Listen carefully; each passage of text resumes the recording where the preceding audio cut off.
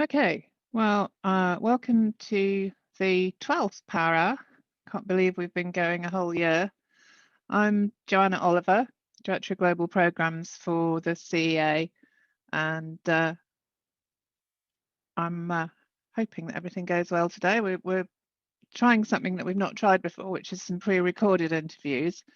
So bear with us if the tech is a little bit slow to kick off, but it all worked in rehearsals, so let's keep our fingers crossed that it's going. Quick run through the rules of the CEA House. Most importantly, the webinar is held in accordance with the CEA corporate compliance rules. The webinar is being recorded and will be made available on the website with the slides and videos after the event. Anybody that's attending now will be sent a link to where to find that on the website. Please stay on mute unless you're asking a question. And if you do have a question, we'll take them at the end of the presentations and write it in the chat box. Please turn your video off to conserve bandwidth. And as I say, we're trying our best, so please don't complain if you or we have technical difficulties.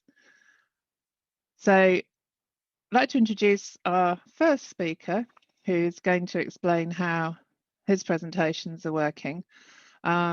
It's an old friend of the CEA and mine, who I've probably known longer than I care to remember, Alex Woodrow, Managing Director of Knibb, Gormezano and Partners, who are international management and technology consultants for on and off highway equipment.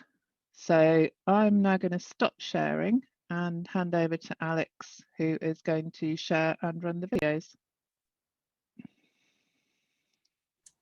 Hello, thanks for that introduction, Joanna. I hope everybody can see me. I was just getting all set up and then all the screen went a little bit odd. So yeah, just bear with me a second. I'm just going to share. We've created a video. It's the first time we've done it, but we've got some guest speakers. I will talk about construction, and then some of my colleagues and industry friends will talk about related segments.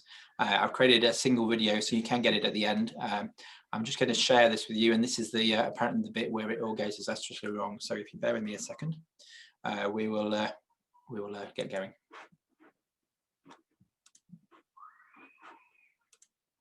I'm Alex Woodrow, Managing Director of Knibb, Gormezano and Partners. Thanks to the CEA for the opportunity to talk today about net zero impact and opportunity for construction, equipment and related sectors. I've got a few videos from our partners and my colleagues Paris and James that I'll play during it, but I will focus on construction equipment and give you a few of their insights into related segments. All of this comes from our work which we do with off-highway research, which we publish 4 times a year, looking at powertrain trends in non-road segment, and from LMC automotive work we do. We also publish a report on electrification twice a year with those partners.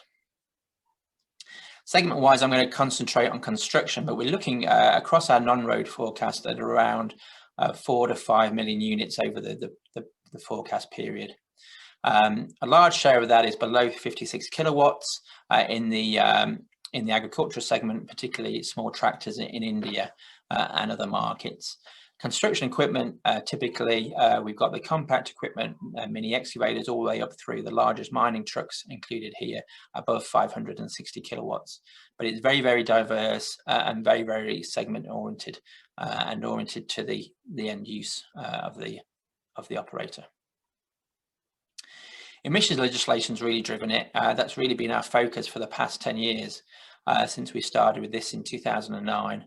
And we're starting to see all the markets catch up to close to where Europe is. So we have China has finally adopted State 4, which will coming in 2022, which is similar to a Tier 4 interim Stage 3B in Europe with the particle number added. India is very similar. For Bharat Stage 4, it's limited above 37 kilowatts, but Bharat Stage 5 will come in, going below that, which will cover all their tractors in 2024. So we're starting to see all the markets shift to these lower noxious emissions and starting to really think about what to do with carbon emissions in the following years. Across what we do, we really see 8 key drivers. So I mentioned the air quality and the noxious emissions. That's really shifting to climate change. But when you look at what's influence each of the different stakeholders, it's very different. TCO is obviously a key for the machine users. So fuel cost, operator cost, maintenance, depreciation. Legislation is being driven by cities and governments. So you've got noise limits, clean air zones, low emission zones, zero emission zones coming. They will really influence uptake of electrified and low carbon machinery.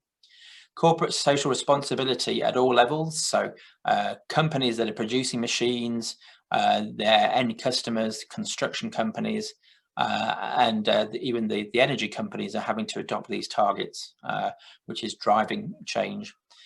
Energy, in terms of renewable energy availability, energy security, and eventually carbon taxation will further influence these changes. And we've also got improvements in efficiency. We have to look at competitiveness of the supply chain, and also what investors are doing when we look at these topics. Really, the important change that we've seen over the past few years has been this a real shift to focus on climate change and GHG. That's partly because of the Paris Agreement and this need to keep emissions below 1.5 degrees compared to pre-industrial limits in the future. So we're going to keep above 2 degrees and then we're going to have to take some of the carbon out through sinks and so on. And that policy, all the policy that's coming out of governments worldwide is really focused on that now and having the contribution towards that. And that's influencing all the different stakeholders that we mentioned.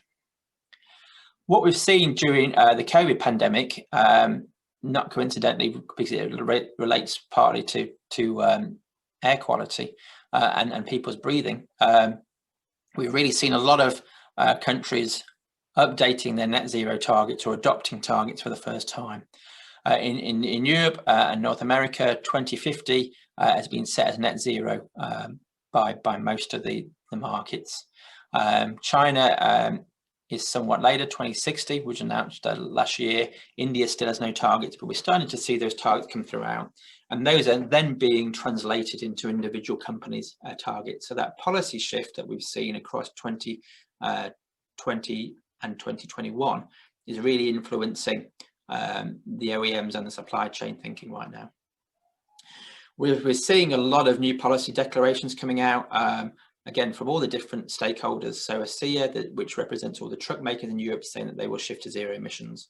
In California, at the state level, there's a lot of work going on in fleets, in terms of the noxious emissions and legislation reduction as well.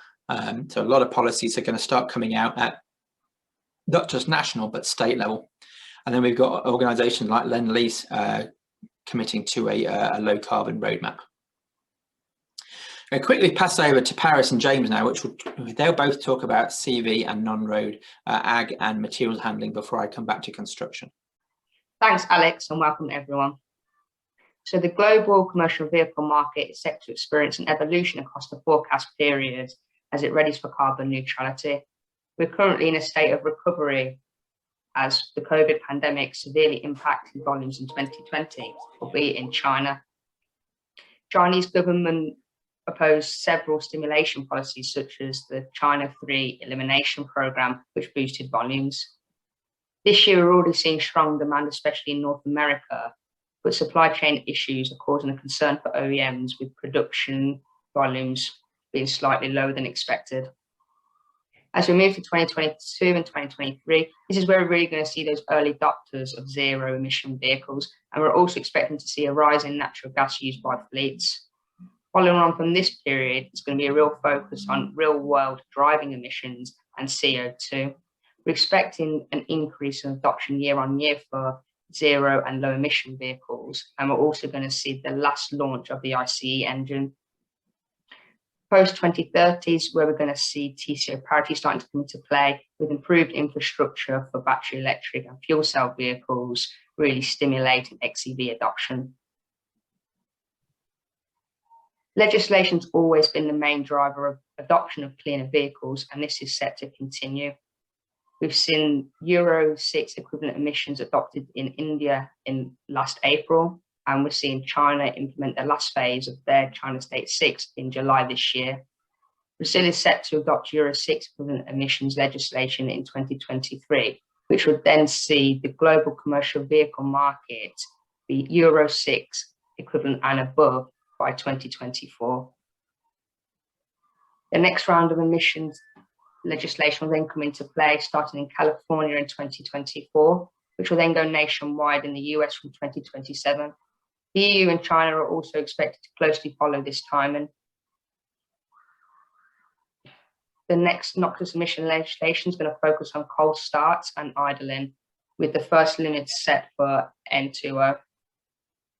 At the same time of reducing NOx, OEMs will also be required to invest in reduction technologies for CO2 emissions. GHG2 has started this year, which is applicable up until model year 2027. The EU will also, for the first time, implement its heavy-duty vehicle CO2 standards, with an initial 15% reduction required in 2025, followed by a 30% reduction in 2030. There is a review in 2022 for the 2030 target, and is expected to be increased. We then have Japan, China, and India also set to develop more stringent fuel consumption standards over the forecast period. AGP has 3 XEV scenarios, with the base case shown on the figure. We've also got the high case for the 2030 as a comparison. The extent of the COVID impact is uncertain. We've had an initial delay of production of XEV models, and the financial impact is likely to cut budgets.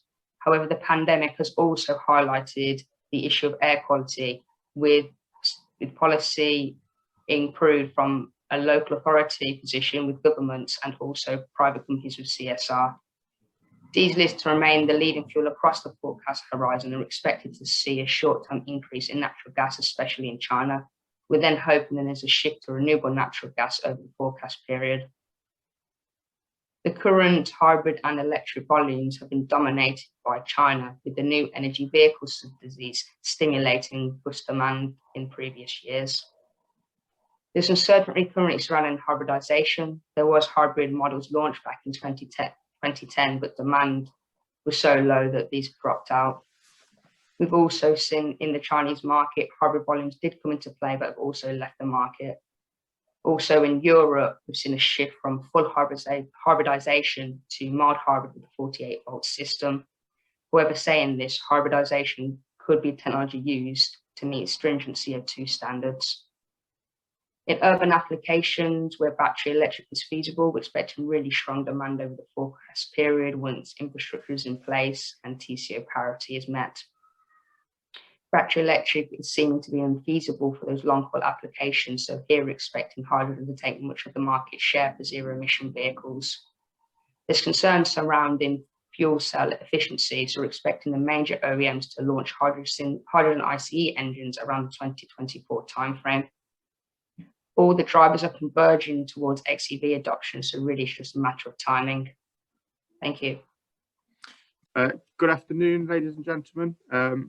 Thanks for that introduction, Alex. I'm here to just give a brief presentation on the agricultural and materials handling production volumes, and then we'll look at the alternative fuels and how that's going to develop as we move globally towards carbon neutrality. Looking at the agricultural volumes, obviously last year in the height of the pandemic, buyer confidence was very low. OEMs were cautious, so they were destocking dealers, which caused production rates in most countries to decline. Although sales remained quite robust, commodity prices were still good, and obviously demand for foodstuffs during the various stages of lockdown stayed high. As we moved beyond 2021, or as we moved into the second half of 2020 and into early 2021, the demand is very high as OEMs look to restock, and farmers are looking at a very good year as commodity prices are extremely high in some cases. So the high value crops such as soybeans, they're the highest they've been since 2012, maize since 2013, and wheat since 2014. So all short-term indicators have been very, very good, which explains the high volume in early 2021 and late 2020. We're starting to see indexes fall for agriculture as we move past the midpoint of 2021. Indexes are falling, and we expect volumes to kind of follow that trend into 2022 and into 2023 as inventories are built back up. The market will return to kind of a natural steady progression up to market peaks of around 2018, because 2019 was again a very depressed year. But we'll be returning to the market peaks around 2023, we expect. As we move on to materials handling, a similar story to agriculture in that sales demand remained very high during the pandemic, as we moved to online shopping and home deliveries, put an emphasis on materials handling equipment, new materials handling equipment sales to manage that increase in demand. But the dealers again, the OEMs again were quite cautious. So production fell slightly in 2020, but same as agriculture in late 2020 and early 2021, signs have been very robust for both production and sales. There's an interesting point that we're seeing for materials handling as we look at the component shortage that we've seen negatively impacting the passenger car market and the commercial vehicle market more so than the non-road perhaps, but this is definitely impacting the materials handling market as those warehousing companies and freight they're looking at their whole system in a more holistic view, and that's as digitalization and autonomy in the warehousing and materials handling market increases. It's definitely a pushing electrification as well, perhaps a little bit quicker than we were expecting 2 or 3 years ago. So that's an interesting short-term trend. Looking at the path to carbon neutrality, we see we kind of split it into 4 sections. It moves several years behind the commercial vehicle market, but we do see a divergence as we move into high penetration rates of electrification technology, just because the duty cycles and the operational cycles of non-road compared to commercial vehicle is very different. The benefits of an internal combustion engine could always bridge that gap. So there was always a lot of technology transfer between commercial vehicle and non-road. But as you look at electrification technology, some of the operational shortfalls of batteries and even fuel cell to some degree, there is going to be a technology divergence for the first time. So looking at the early stages of recovery, 2021 through 2023, as I've got it in this slide, these parameters will move depending on what market you're looking at, but we'll take this as an example. So this early stage, there is in the developing markets, there's certainly some scope for traditional growth improvements on a traditional internal combustion powertrain, with improvements for the hydraulic systems, the transmission, and the engine as well.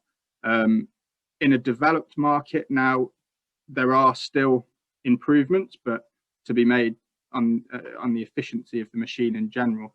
But that's where you see some of the early adoption of electrification and mild hybridization coming in.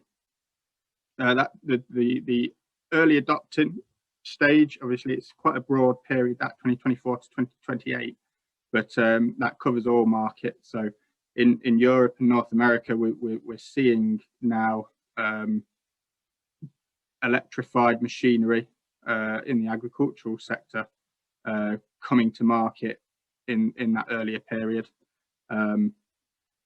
The mild hybridization is the key technology, we believe, as from an economic standpoint, because there isn't any legislation to drive full hybridization or full electrification.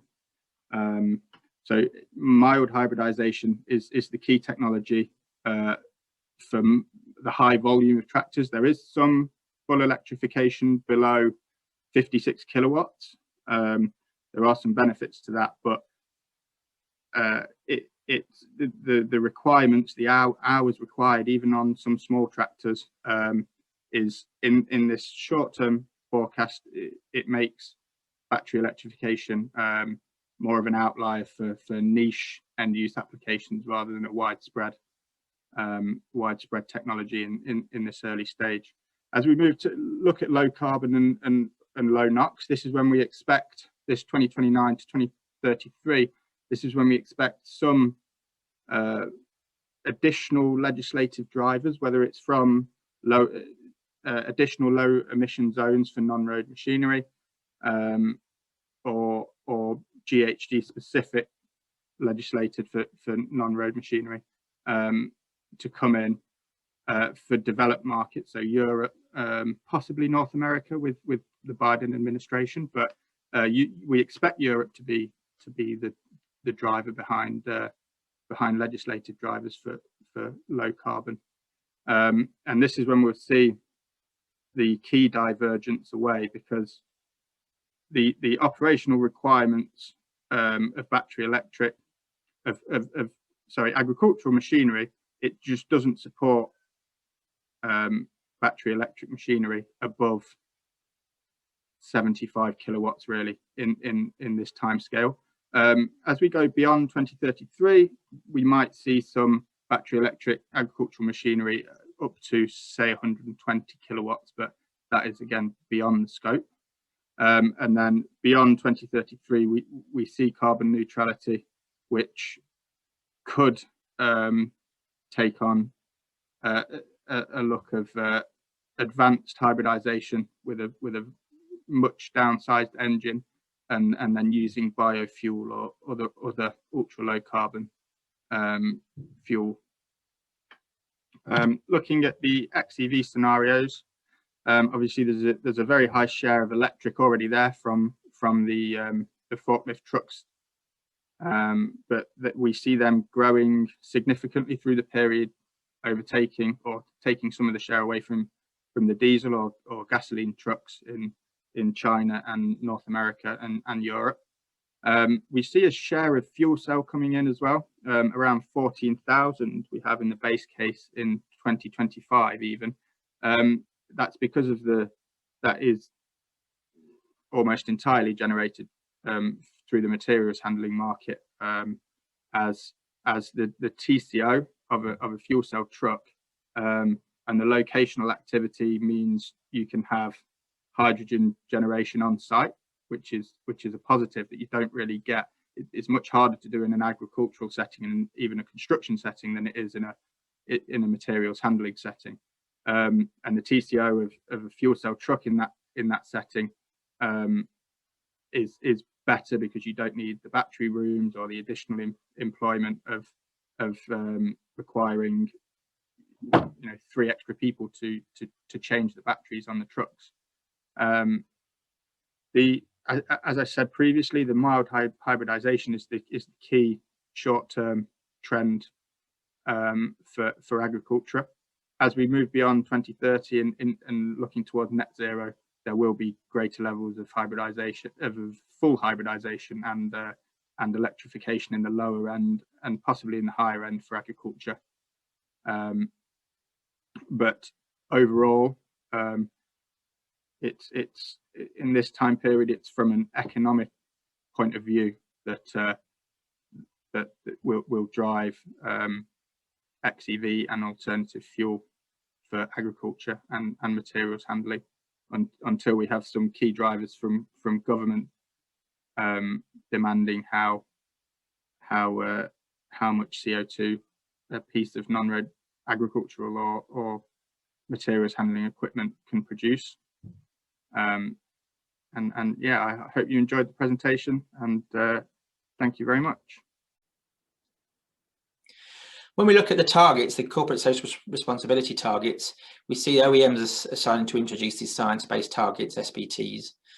In the commercial vehicle side, they're a lot further advanced. 2/3 of the major OEMs and engine makers worldwide have got a target.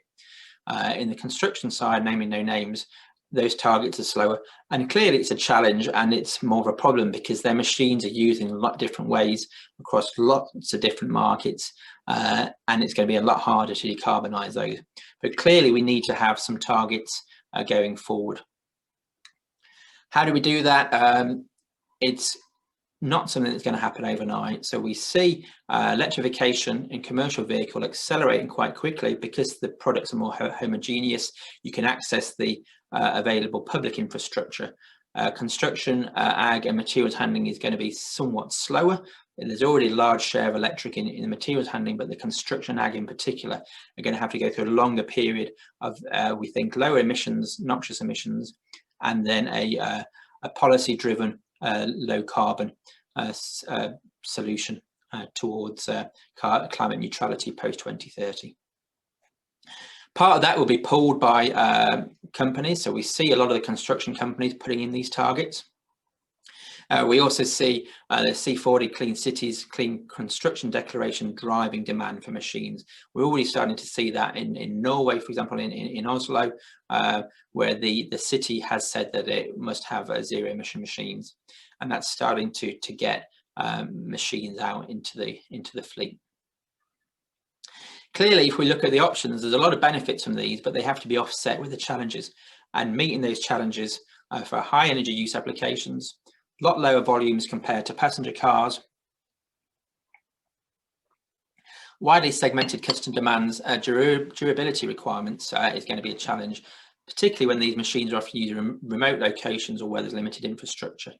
But all those demands are presenting new opportunities for the industry. There will be some new entrants that meet those, but we're starting to see OEMs look at the whole of the value chain. We're looking at how smart energy, smart charging can be used, so optimizing energy usage across a fleet, looking at new business models. We're looking at investment in infrastructure and charging, including storage. And clearly you need to invest more in the batteries and also supply those batteries potentially with energy as a service. So lots of challenges, but they present opportunities. There's also an opportunity to improve machine efficiency further. Been really significant improvements that I think the industry should be proud of in this area. And that's at a site level with process efficiency, operational efficiency, and machine efficiency. So significant improvements that will make it easier longer term to electrify machines. But then when we look at the machines, the infrastructure is often not there at the moment. So for fuel cells, there's limitations in ag and construction because of the availability of fuel. This will change over time, but where we are now, those are less suitable. This is clearly very subjective and quite emotive, and we often see a lot of polarization in our customers' thinking. But when we look at it in terms of TCO and availability of machines and where they are, this is how it breaks down.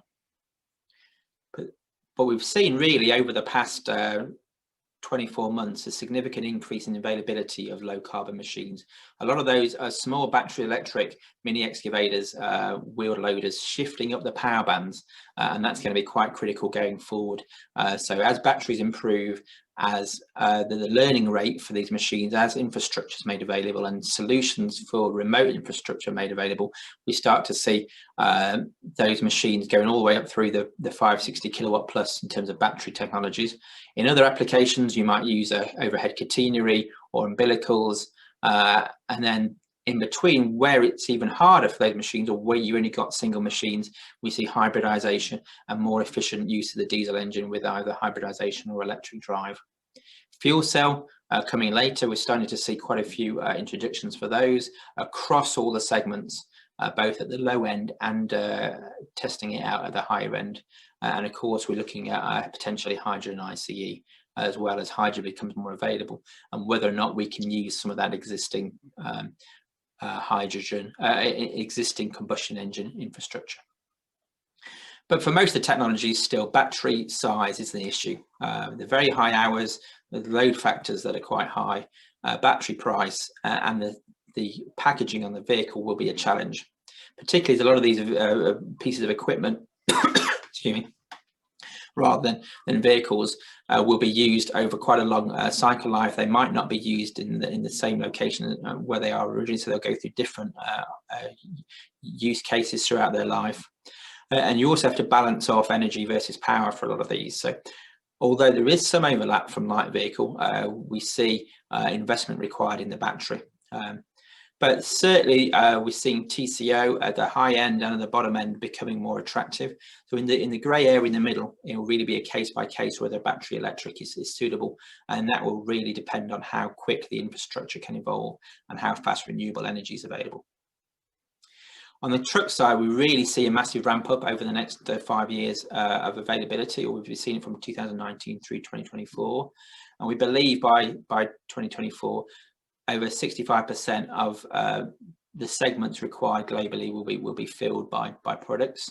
Long haul will be the major doubt where you might have to use hydrogen, but with battery technology advancing the way it is, some of those challenges are becoming less critical. TCO for CV is becoming more attractive. We see non-road several years later, but certainly those kind of curves which we're going to start seeing in some non-road applications. Renewable energy needs a lot more investment. We're nowhere near what we need in terms of renewable energy by market to meet the requirements of commercial vehicle and non-road at the moment. Really need significant investment there and new policy direction to drive that. Hydrogen's got a lot of uncertainty about it. Some people just write it off. I'm a little bit more optimistic, but we certainly need to see a shift to green. We need to see the low cost electricity and offshore production of hydrogen becoming more cost effective. We need to see conversion of very energy intense industries like the steel industry switch quite quickly from coal to hydrogen. And a lot of that policy is coming, but when you look at the investment timescale for a lot of this, it can be anywhere between 10 and 20 years. And that's the challenge we've got in meeting the net zero by 2050. Infrastructure investment is coming for trucks. A big question mark I've got is how is it going to be done for non-road machines? So we're starting to see some solutions coming out, but they're going to be quite a lot higher cost. The cost of delivering electricity for non-road machines is going to be quite significant. When we put all that together, we have 3 scenarios, and business as usual doesn't get anywhere near close enough to that net zero target quickly enough. So we expect to see a policy to drive it, both in terms of non-road GHG specific targets, but also renewables and other fuels for this segment. So what we think is that with the other measures that you can adopt at a site or a machine level, you're going to see an improvement in machines continually through to 2030. And you're going to see a shift away from fossil diesel. You're going to need other fuels. And this is where there's a bit of a disconnect at the moment in terms of investment in advanced fuels, whether they're e-fuels or biofuels for these machines. So we need to see that renewable ramp up being not just in electricity, but also in these alternative fuels. We'll pass you over to Romain and Greg briefly to look at some of the other peripheral segments, genset at the top end and power products at the low end, because we see a lot of this parallel, and we think that you'll need some of that supporting volume from those segments in the construction segment as well. Yeah. Okay, so I'm going to give you an outlook of the diesel and gas generator market. So actually the generator market is back to growth since last year, but the beginning of this year, 2021, is very good because we expect to have over 15% growth in the first half of the year. And some areas are outperforming, such as China, US, India, and as well also some Western Europe countries. Actually, China and US are benefiting from government stimulus package, and the construction industry is driving the growth.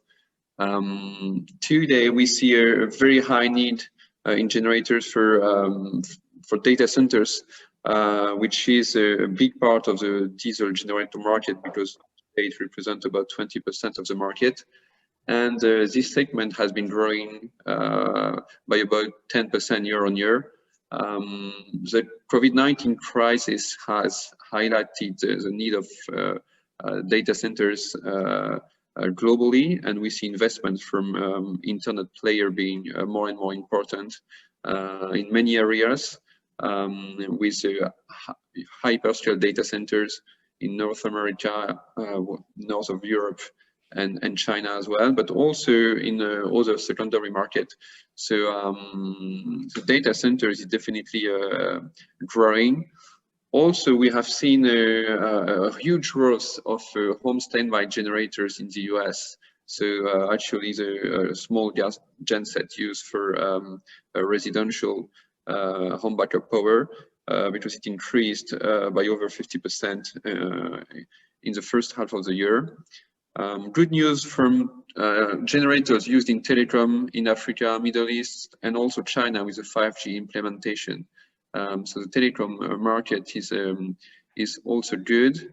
And actually, the good news is also from rental generators, because the rental industry has been really affected by the COVID-19 crisis. And we did not expect that this industry was going back to pre-crisis level as fast as it is today. Actually, the construction industry is really good. So rental companies need to have a big fleets of generators. And what the COVID-19 test and vaccine sites actually compensate the decrease in the event industry. And we expect that this is going to be sustainable till the event industry is back to a normal level. So actually, all this new vaccine and test site need emergency power.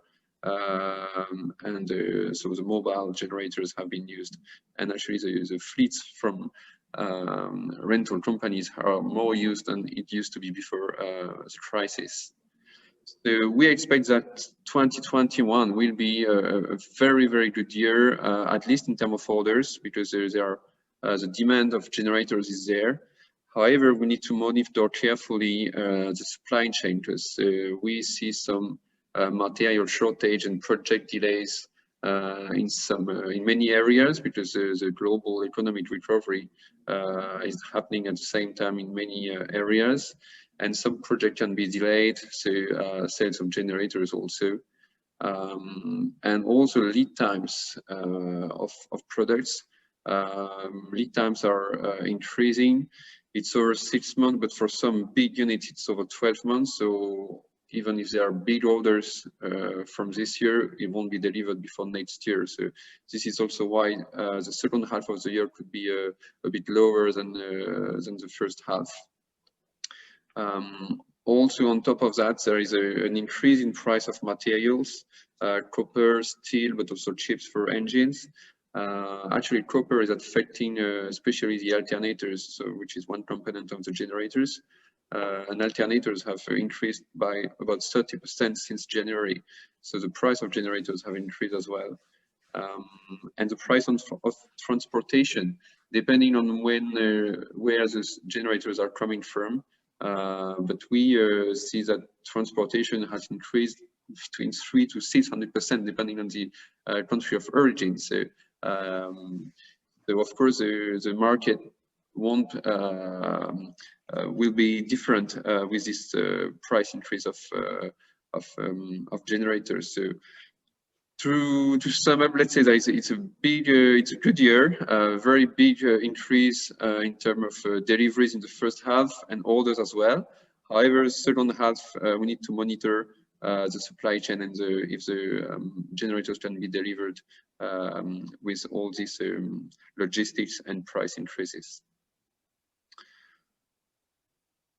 Next slide is well, outlook in 5 to 10 years. We are now seeing a clear market transition from diesel to generators to alternative energies. It's not going to happen tomorrow, but we are expecting that in 5 to 10 years the market is going to transition. Why? Because we more and more customers are looking at carbon and emission targets. So in the data center industry, for example, big internet suppliers such as Microsoft, Google, Amazon, they have announced that they want to be carbon neutral by 2030, meaning that they don't want to use diesel generators in 10 years. But also big cities also have carbon emission targets. So, this is a clear demand from end customers today. They are more looking at carbon emissions. Also, there are new emission requirements. So far in Europe, stage 5 is only affecting the mobile units, not the stationary generators, but only the mobile, so the rental industry. However, in other areas and in the future, we could expect that we could also have emission requirements for stationary and standby generators. So this makes also emission requirements may help the market to transition. On top of that, there are big technological progress made today, not only in the generator, but in the engine industry. With hydrogen being making some big progress in hydrogen, also batteries, gas. So there are new technologies that are really progressing today from the big engine manufacturers, but not only. Well, today prices over diesel is still much more expensive, but we need to see how it's going to be in 5 to 10 years. But then the key will be also the supply chain, because it's not the same to store or to transport hydrogen as to store to transport diesel. So the main improvements also need to be done on the supply chain to bring hydrogen with pipes or of tanks and bottles to the sites. But knowing that the investment in hydrogen are not only in the generator market, but much more globally, we see some big improvements in this area. And last thing is that competition investments.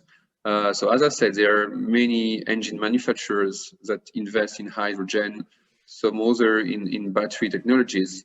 But it's not only the traditional manufacturers that invest in this technology.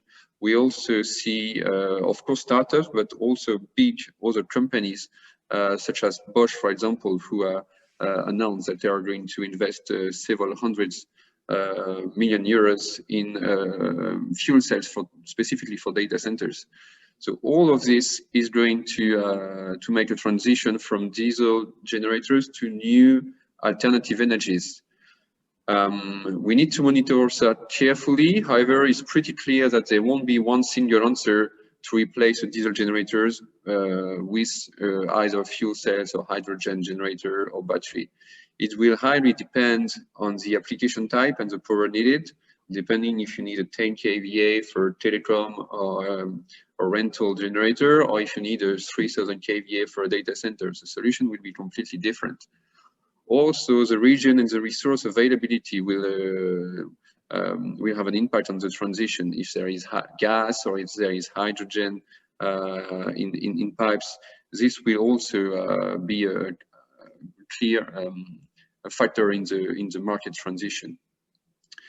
Of course, political and environmental laws will be important. We see today that Singapore has frozen the data center projects, and they want to monitor carefully the carbon emissions. So depending on the political environment laws, the transition could be faster than in other areas. The project types also will have an impact, because replacing a diesel generator on site or building a new project, well, it's much easier to work on a new project rather than replacing or it's an existing diesel generator. So project type also will have an impact. And last one, of course, the timing and budget or return on investment. So far, these new alternative energies are don't meet the price of diesel genset in many applications. However, we need to look at the price decrease of and the cost of these emerging technologies. So far, the most advanced transition has started in the US a few years ago, let's say 2 years ago, 2 to 3 years ago.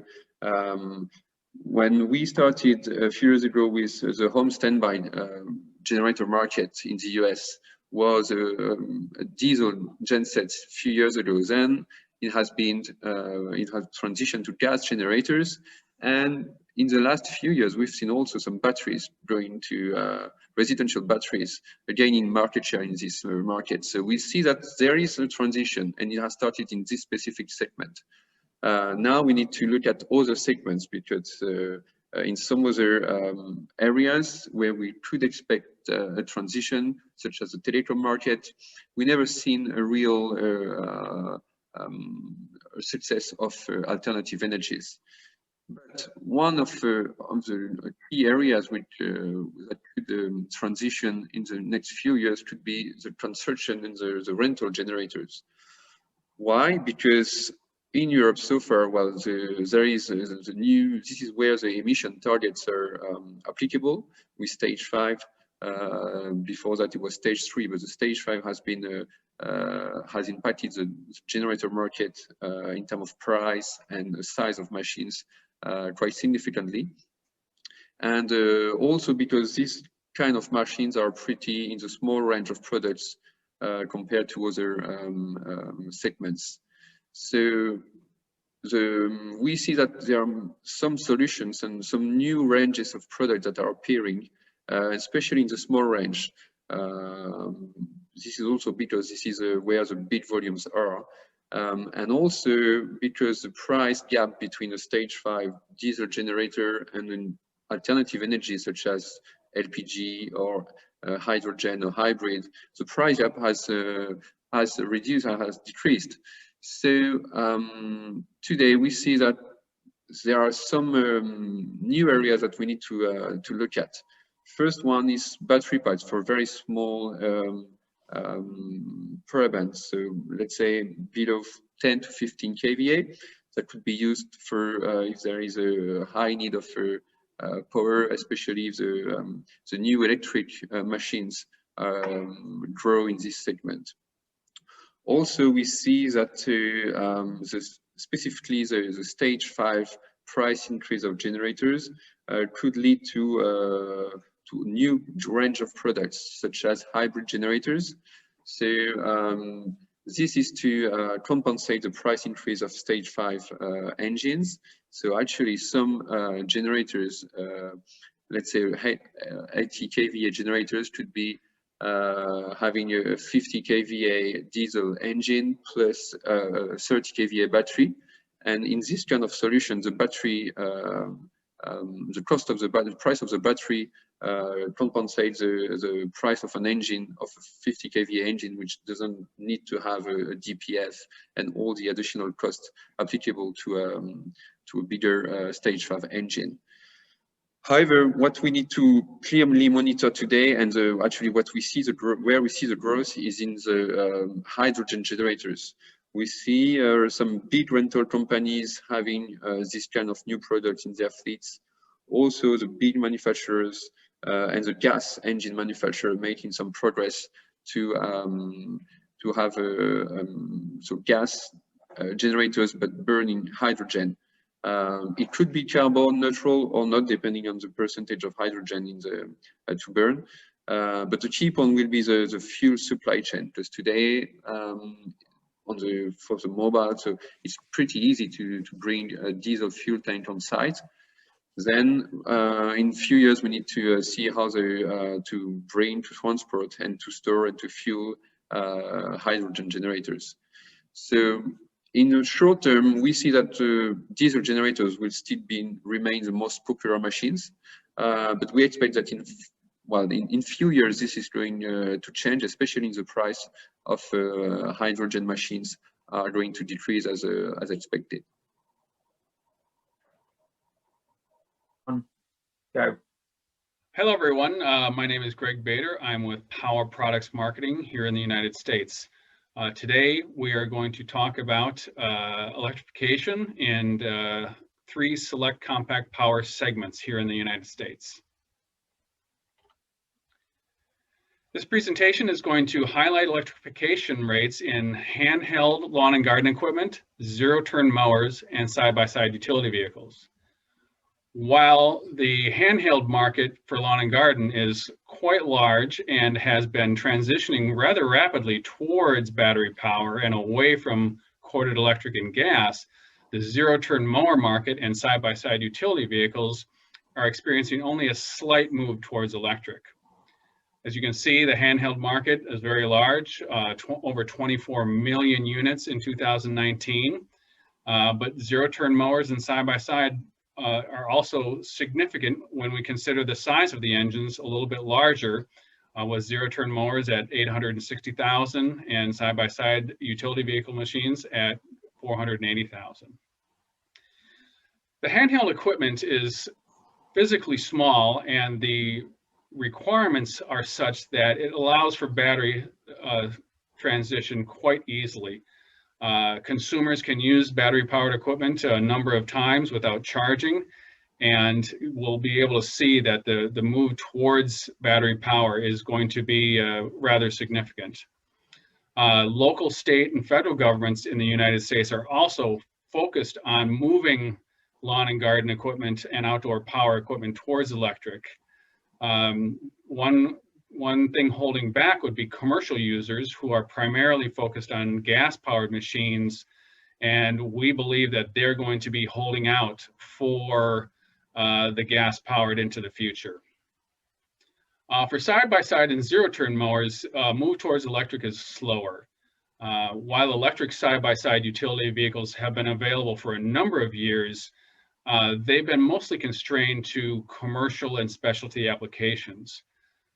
Utility vehicles, part of the industry came out of golf cart derived chassis, so electric has always been available.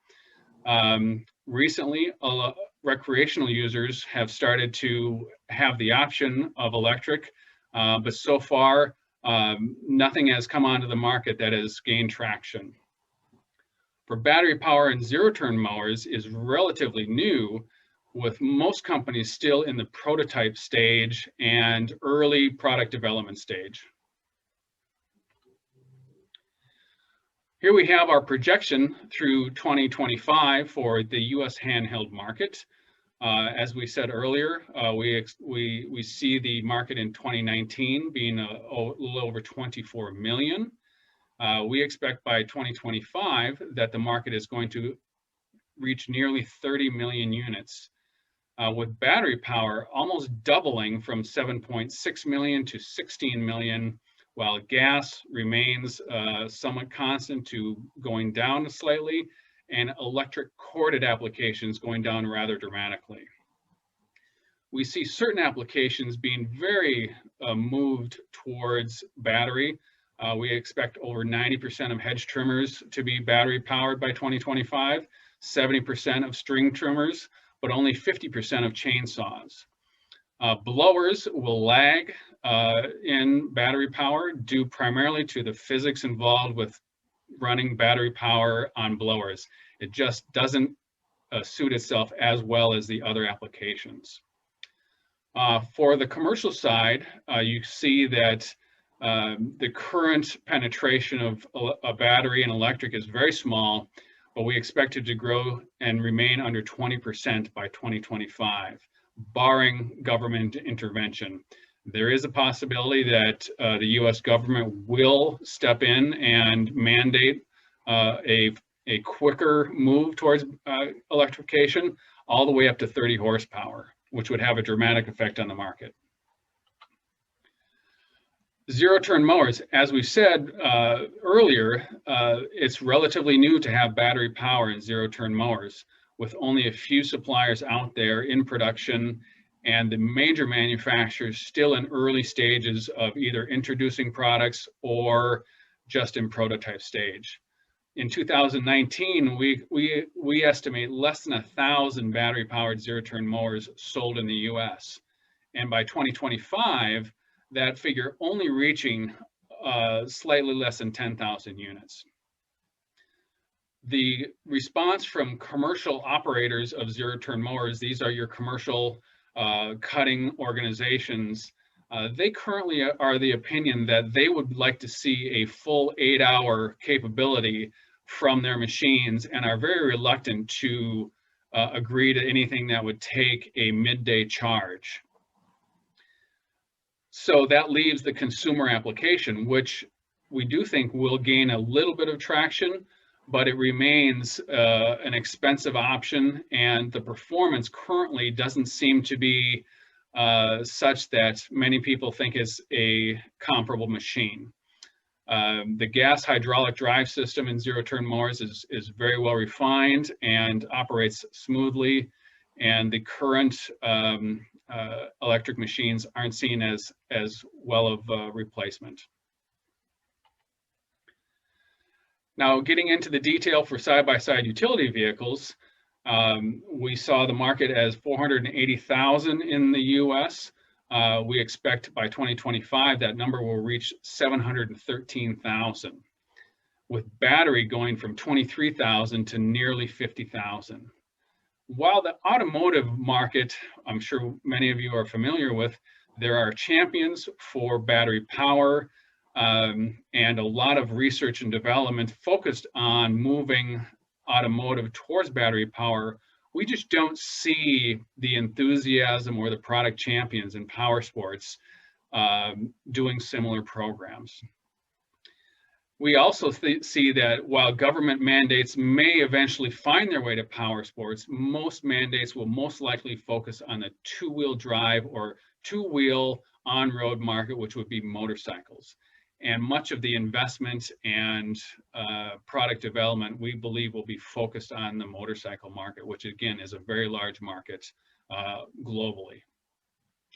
We see electric power as growing in popularity, but still remaining small.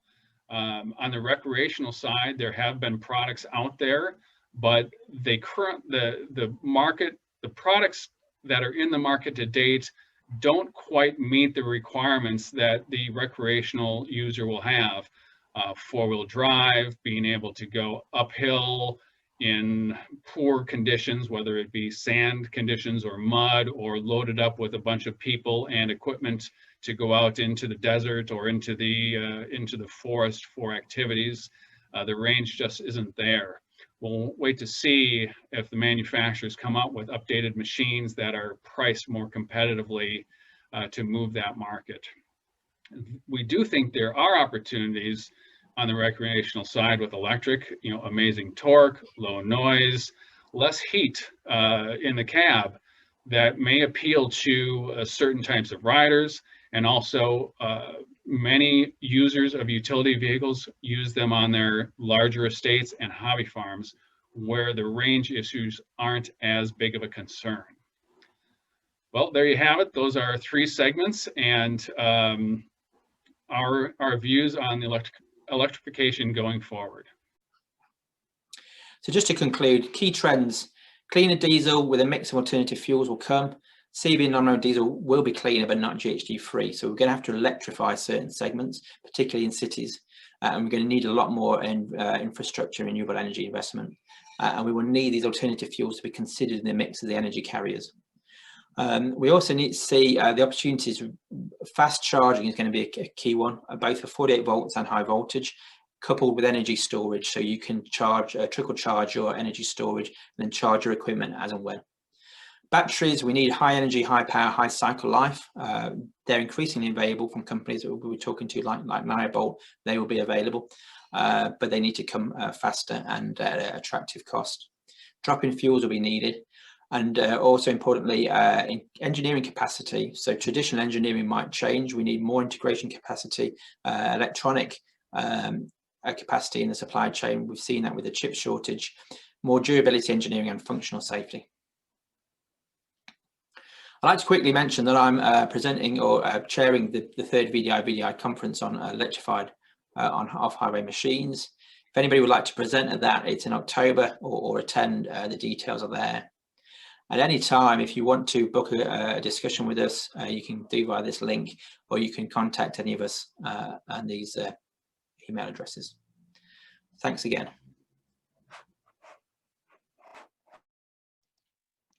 Thanks, Alex. That was fascinating, and I think the tech all worked once we'd got set off.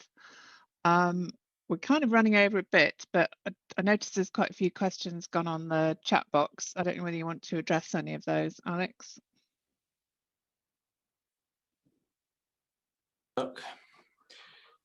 So thanks, Joanna.